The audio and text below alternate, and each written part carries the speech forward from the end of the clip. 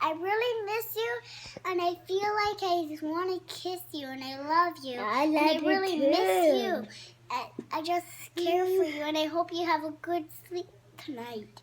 And a safe flight for your work Back trip. in 2017, we were just trying to get by. And 2 little kids, one on the way, Jordan working, but also traveling a lot. Seeing each other in passing, the kids would, jump inside your suitcase, pretending to go on your work trip with you, and you'd like zip them up and they'd be like, I'm coming. Honestly, we were just surviving. We were just getting through the day. It was like Groundhog Day, diapers, clean up clothes, go to work, travel, repeat. We weren't thriving, really. We weren't really feeling like we were in control of what we wanted our family to be like. And then everything just kind of went sideways. And we were in New York, and I'll never forget that you told me. Oh, I was pregnant. Pregnant with Kyrie. And we walked out of the subway, and I said, I have your birthday present, but it's not being delivered until May 23rd. Are you pregnant? Yeah. Are you serious? Yeah. No way. Then we went for a walk. We were just overcome with this feeling, starting with you, that you had a tumor on your pancreas. No one believed us when we said that. We felt like God was telling me about a tumor on the pancreas. It was like nothing I've ever experienced. It was an overwhelming rush. It came across my entire body, and the conviction was so strong there was nothing I could do but accept it. We got back, and our home flooded, and we had leaky pipes. So to add on top of that, I was pregnant. There was a lot going on, and you sent me away with the kids to visit my grandma while you worked on the home. I'll never forget that weekend when I packed the bag and said I'm not coming back for a while. You checked yourself into the hospital, advocated for yourself because nobody believed you, and you were there then for about 2.5, 3 weeks, up until the point where you were told that you actually did indeed have a tumor on your pancreas. When you face death like that, in the sense of I could realistically be done here pretty quickly, when it's tumor on the pancreas, that's not a very high winnable situation.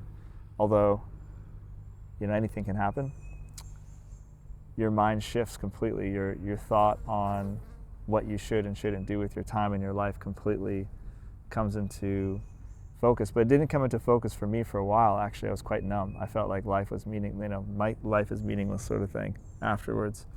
It was really hard to accept.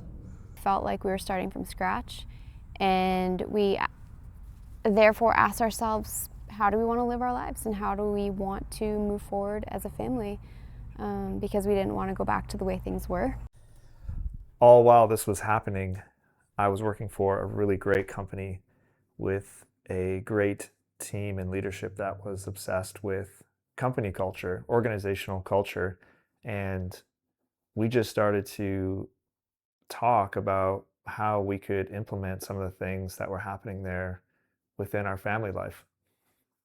So we ended up finding a 5-page printable on the internet about forming family values and what are family values. And so we just decided one weekend, once Jordan was better enough, to head out for a couple nights to Whistler, BC, Canada, which we actually lived very close to.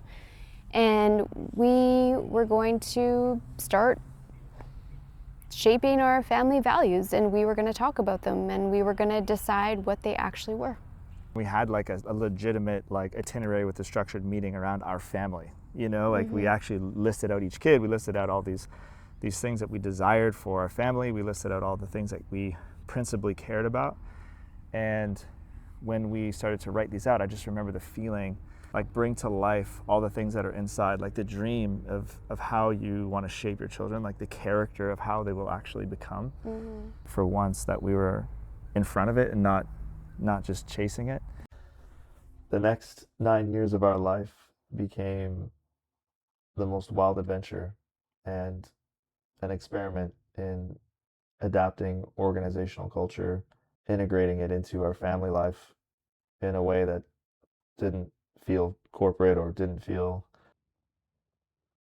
weird. It just felt productive. Created a lot of peace in our home. We went on crazy adventures that aligned with our values and aligned with who we were becoming.